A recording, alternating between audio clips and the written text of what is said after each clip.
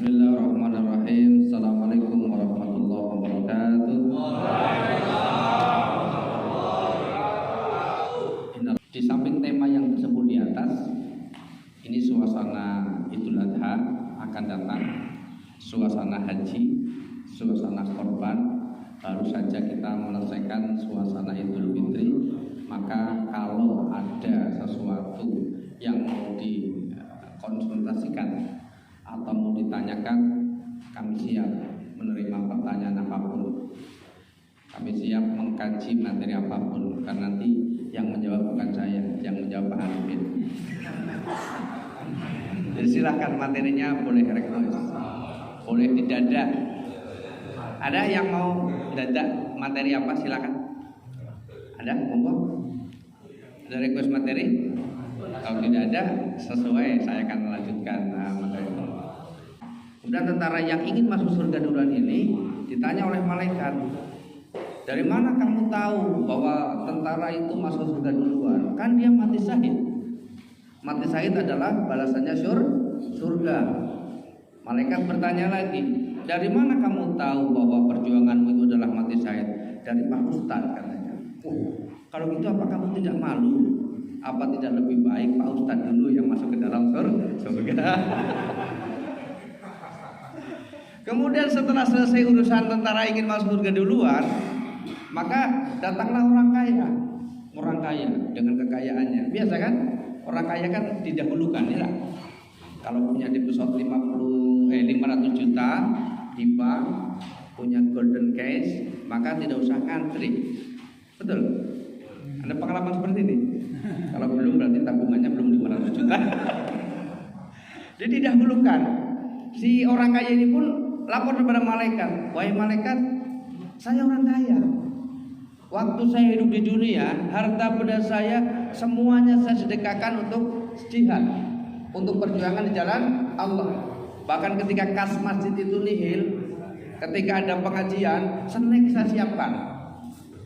Ketika mungkin kas masjid tidak ada, undang ustaz, kami yang menyiapkan bisarohnya. Maka bukankah lebih dahulu kami masuk dalam surga? Karena kami menyumbangkan, mensedekahkan semua hartanya di jalan Allah Subhanahu wa ta'ala. Maka malaikat pun bertanya, loh, kamu tahu dari mana? Kalau kamu sedekah, kalau kamu infak, kalau kamu zakat, itu adalah pahalanya surga. Itu pun menjawab, saya tahu itu dari Pak Ustaz. Loh, apa kamu tidak malu? Apa tidak lebih baik Pak Ustaz dulu yang masuk ke dalam surga? Alhamdulillah. Udah 2 tiket, ya. Udah 2 tiket. Terakhir, ketika Pak Ustadz itu sudah ditawarkan masuk surga, ayo Tan, masuk surga duluan. Tapi begitu Pak Ustadz diperintahkan masuk surga duluan, apa kata Pak Ustadz yang luar biasa? Wahai malaikat, saya ini tidak bisa ceramah kalau tidak ada tentara. Luar biasa. Tepuk tangan dulu. Kata Pak Ustadz, saya itu tidak bisa ceramah kalau nggak ada yang menyiapkan snack. Wong udah disiapkan snack saja kadang-kadang nggak datang.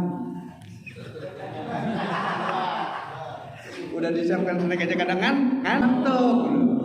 Jadi kalau nggak ada orang kaya, dakwah kami nggak berjalan. Terus bahasa komandan, mau apa? Ya, saya maunya saya masuk surga bersama-sama dengan tentara dan masuk surga bersama-sama dengan orang kaya. Luar biasa. Kesimpulannya, kita ada peluang, kita ada kunci, kita ada tiket masuk ke dalam surga. Mungkin melalui tiket TNI, mungkin melalui tiket PNS TNI, melalui tiket dengan aktif di masjid, melalui tiket dengan menyumbangkan, mensedekahkan hartanya. Yang jelas kita semua punya peluang masuk ke dalam surga.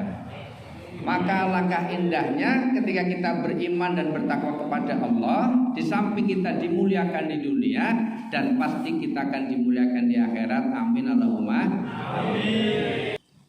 Nabi Ibrahim alaihissalam ini, kalau kita lihat dalam sejarah kenabian, beliau salah satu nabi yang mendapatkan gelar ulul azmi. Apa itu ulul azmi? Adalah nabi atau rasul yang mendapatkan ujian cobaan yang begitu banyak, begitu besar dari Allah Subhanahu wa ta'ala. Bukan berarti nabi-nabi yang lain tidak punya ujian. Bukan berarti nabi-nabi yang lain tidak punya masalah. Karena bukan hanya nabi dan rasul, semua kita pasti punya masalah. Betul? Ada yang tidak punya masalah? Kalau nanti ada yang mengangkat tangan ngaku tidak punya masalah, tolong dicatat benar-benar, bawa ke rumah sakit jiwa. Kalau dia mengaku tidak punya masalah, malah justru dia bermasalah. Karena tidak ada manusia yang tidak punya masalah. Setiap manusia pasti punya masalah. Sekalipun jenengan sering rajin pegadaian pun tetap punya masalah. Gimana? Apa prinsip pegadaian? Mengatasi masalah.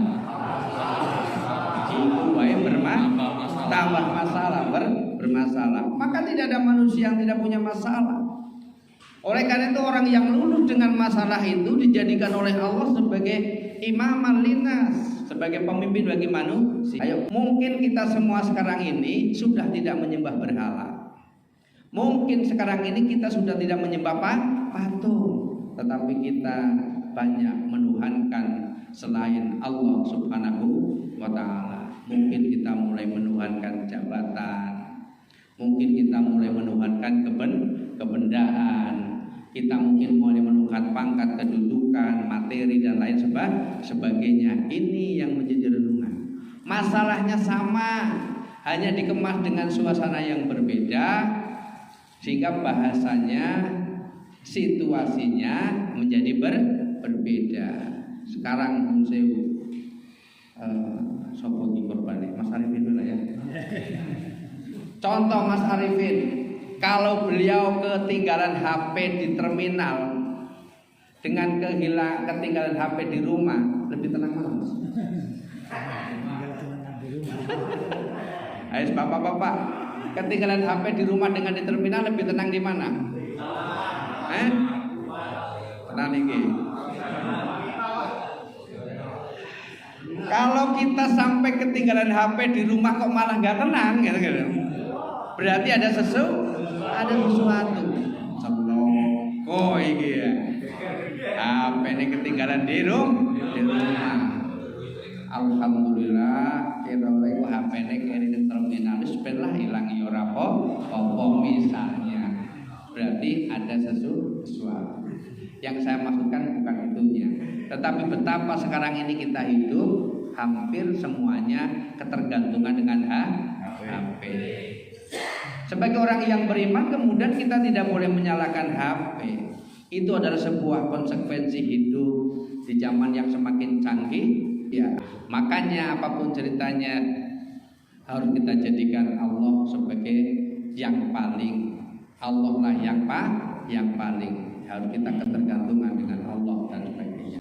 Ketahuilah, hukum alam itu hanya berlaku bagi makhluk-makhluk ciptaan Allah dan tidak berlaku bagi Allah si pemilik hukum alam. Kalau tidak percaya, nanti bisa keluar, kita praktekkan yang hobi ngisap rokok, nyalakan rokok, dipegang baranya, panas nggak betul? Panas. Ibu-ibu nanti nyalakan kompor, Bu. Praktekkan tangannya ditaruh di atas kompor, panas nggak betul, Bu? Panas. Karena memang hukum alamnya api adalah panas. Hukum alamnya api adalah membakar. Tetapi ketika Allah sang pemilik api itu berkehendak kepada api, karena api itu adalah ciptaan Allah, tidak berlaku bagi Allah.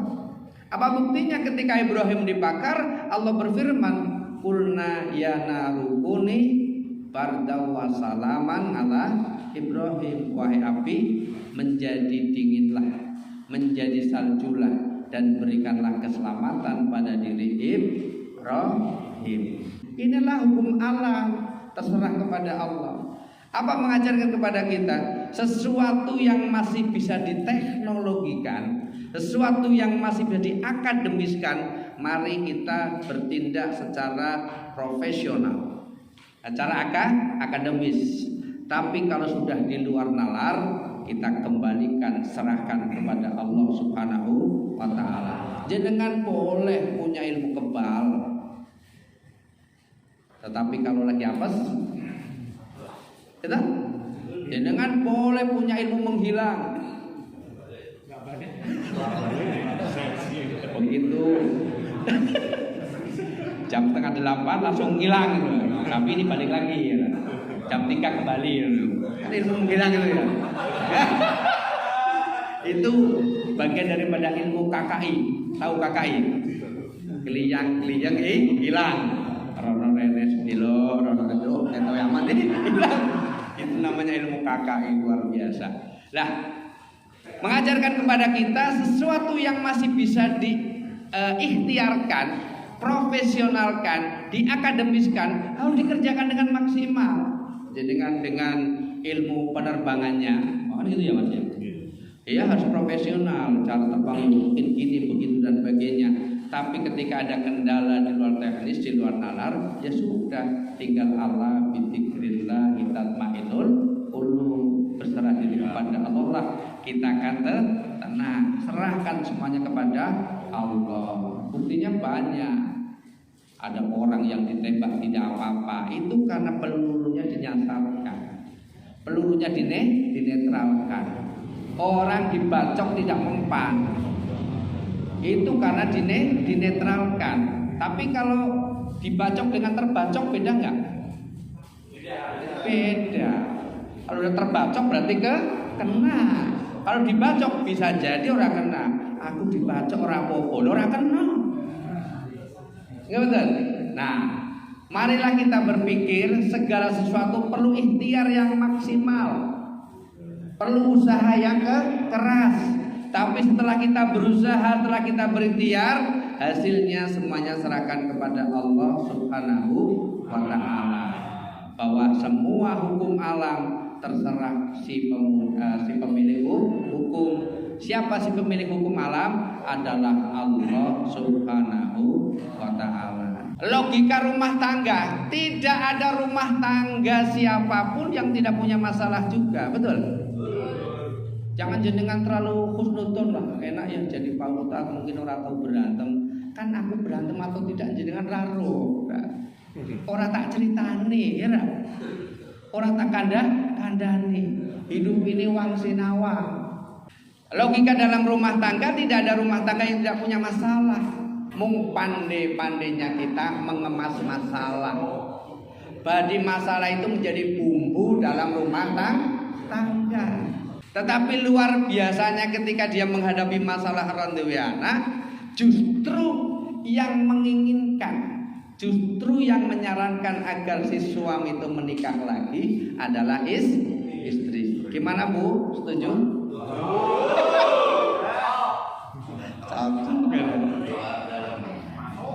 Kalau kita dalam kedinasan militer ada aturan, ada PP 10 ya. Ada aturan bahwa TNI, Polri, PNS itu tidak boleh menikah lebih dari satu. Itu pasalnya yang ayat 6. Tapi ayat berikutnya boleh loh. Boleh Pak. Tapi dengan syarat diizinkan oleh istri pertama. Kira-kira nek jenengan ngizinkan apa mboten Bu? Ini teko ibu-ibu kok dijawab apa itu? Boleh kita menikah lagi asal istri mengizinkan. Tapi survei membuktikan biasanya istri orang mengizinkan. Apa syarat istri mengizinkan? Ada lagi pasal berikutnya, tidak bisa melaksanakan tugas sebagai istri. Oh, istri masih seger buger, kuat-kuat kok Bu nggih? Masih sanggup nggih Bu nggih? Masih sanggup. Bapak-bapak sing gaya, ya lah. Kadang selalu mau, tapi belum tentu selalu mampu. Ayo Bu, malam Jumat misalnya. Malam Jumat ini. Wah, kata ya tenan di Yoni ora iso. Lho ibu-ibu itu nyuwun sewu, bahasanya itu selalu siap, selalu mampu, tapi belum tentu selalu mampu. Males ya gitu. Males lah. Adus meneh. Tapi ketika ada masalah seperti ini, mestinya konsultasi. Ini yang saya katakan tadi, ikhtiarnya dulu. Sekarang ini apa sih yang tidak bisa dikonsultasikan? Apa yang tidak bisa dicek? Apa yang tidak bisa di lab? Ini betul.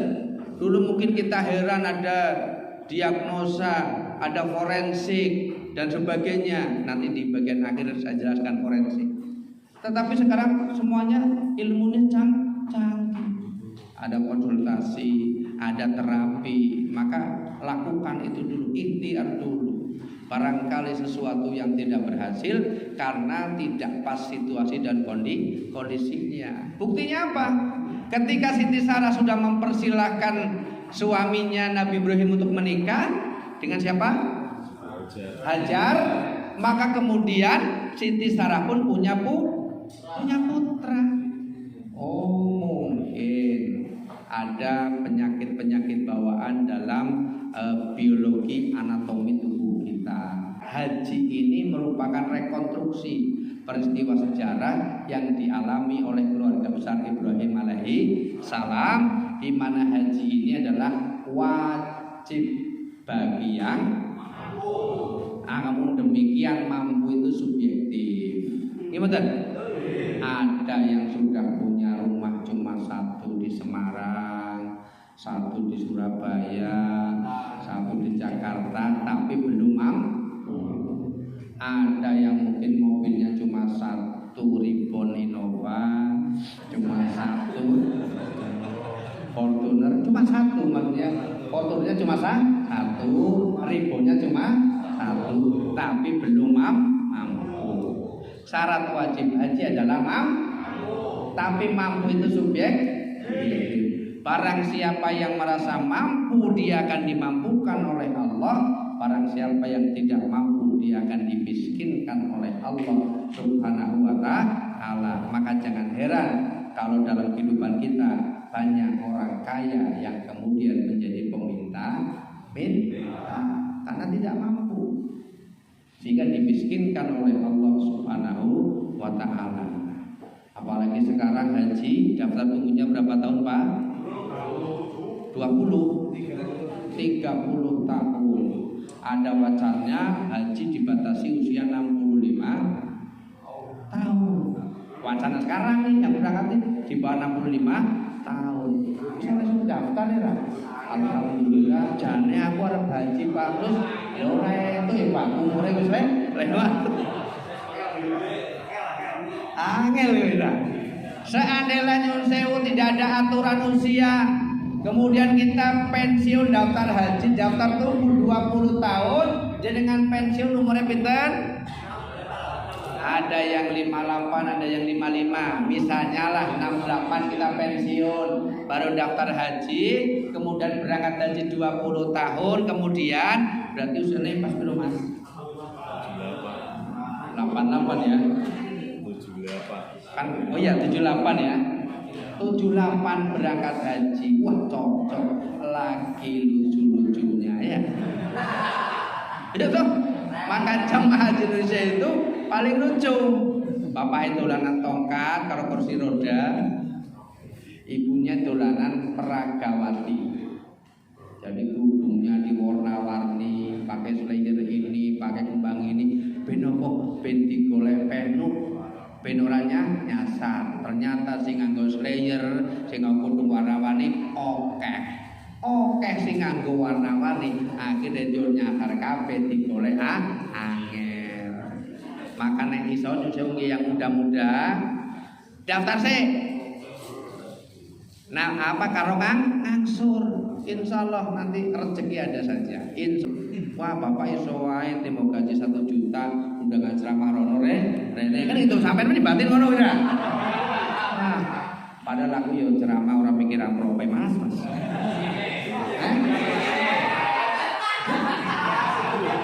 Isine mulih kok tekeno wong yatim. Karena bojoku yatim. Tetapi saya yakin rezeki itu sudah diatur oleh Allah Subhanahu wa ta'ala. Yang penting kita daftar dulu. Niat dulu. Niat ae ora, daftar wae ora, ngomong arep haji. insya Allah nanti dimudahkan oleh Allah Subhanahu wa Ta'ala. Kemudian pelajaran yang berikutnya yang diajarkan oleh Nabi Ibrahim alaihissalam adalah tentang logika berpikir tentang amal perbuatan manusia. Itulah dipertegas yauma la yanfa'unal malu wala banun. Di akhirat nanti sudah tidak berguna. Harta benda, pangkat yang kita miliki sudah tidak berguna. Anak, orang tua sudah tidak ada hubungannya. Semua dosa dan pahala kita wala taziru waziratu wizra ukhra. Setiap diri hanya akan menanggung dosa perbuatan masing-masing. Maka pentingnya famay ya'mal misqala dzarratin khairan yara wa may ya'mal misqala dzarratin syarran yara. Nek jenengan pengen mengumpulkan bekal di akhirat ya sekarang. Sekecil apapun kita mungkin hanya datang ke masjid, mung seneng karo masjid, wah aku tak nyapu. Itu sudah pahala. Wah, bar nyapu kok ketoke reget wudu. Wah, bar wudu ketoke ora apik nek ora syukur. Pahala nambah. Apapun amal perbuatannya panjenengan pasti akan berpulang kepada panjenengan. Termasuk juga harta benda, pangkat, kedudukan. Kalau kita cinta dengan pangkat dan kedudukan kita, ayo kita jadikan pangkat dan kedudukan kita sebagai sarana untuk menghadap Allah Subhanahu wa Ta'ala. Kalau kita cinta dengan harta benda kita, ayo kita jadikan harta benda kita sebagai sarana untuk menghadap Allah Subhanahu wa Ta'ala. Nyun sewu jujur nggih, jenengan seneng mboten karo duit?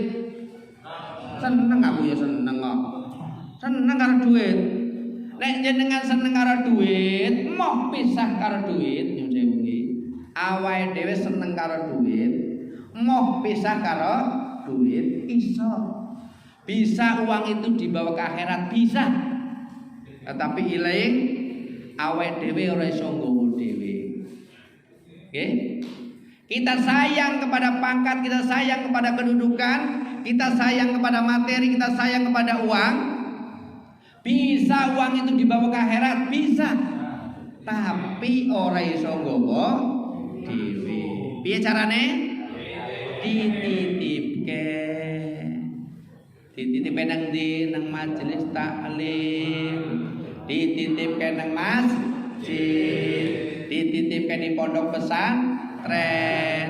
Titipkan ke tempat-tempat pembayaran zakat. Jenengan ora iso nggawa dhewe, tapi justru nek dititipke malah nyampe. Ini lho bedanya akhirat. Akhirat ki dititipke malah nyampe, nang dunya dititipke malah ora nyampe. Tadi yang ada berapa? 10 dan iki duit 100 bagi 10 yo nyampe nih malah 50.000. Tapi nang akhirat pasti nyampe. Sebab apa? Nek dipangan sing dititipi, sing nitip tetep nyampe. Itulah hebatnya akhirat. Dan jenengan wis bayar zakat di Basnas, di Basda, sekalipun jenengan ora percaya misalnya, tapi jenengan wis nitip pasti nyampe. Nanti urusan sing dititipi ora amanah itu urusannya dia.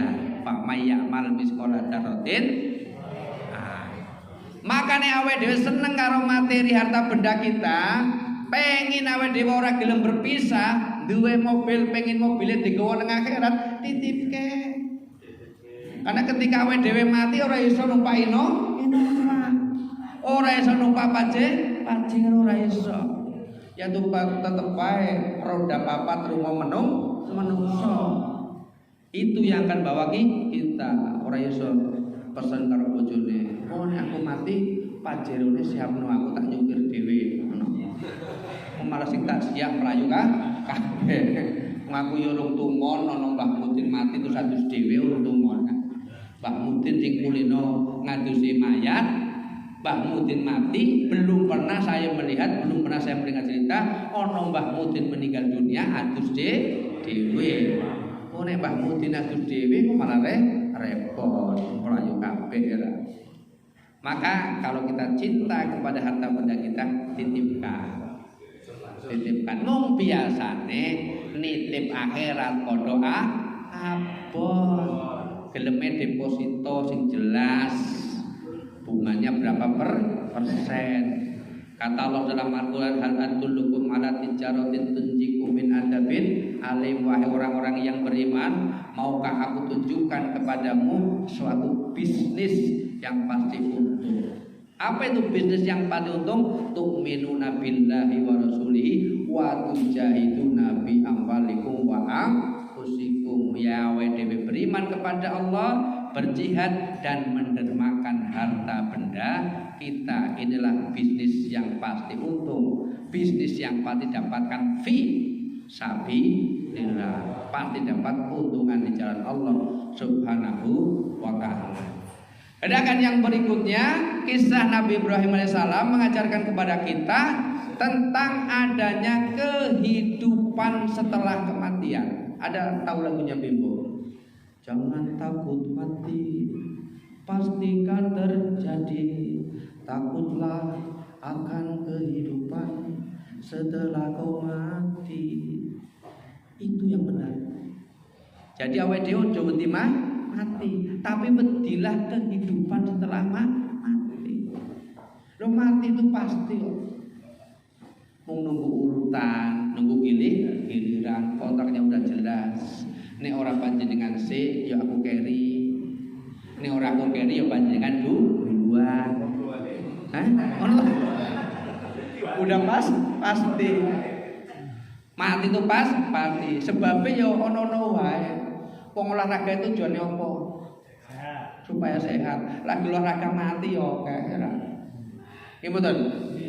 Dibales ana wong olahraga mati, dibales. Inilah Mbah Arifin usia 124 tahun. Setiap hari 3 bungkus rokok ngono malah balesane. Malah diser wong sing ngerokok panjang umur. Terserah Gusti Allah. Aku bukan bakul rokok loh ya. Saya hanya ingin menegaskan bahwa mati itu wajib, mati itu pasti. Tapi takutlah akan kehidupan setelah kematian. Kenapa? Kehidupan setelah kematian itu adalah awal dari pertanggungjawaban kehidupan kita di dunia.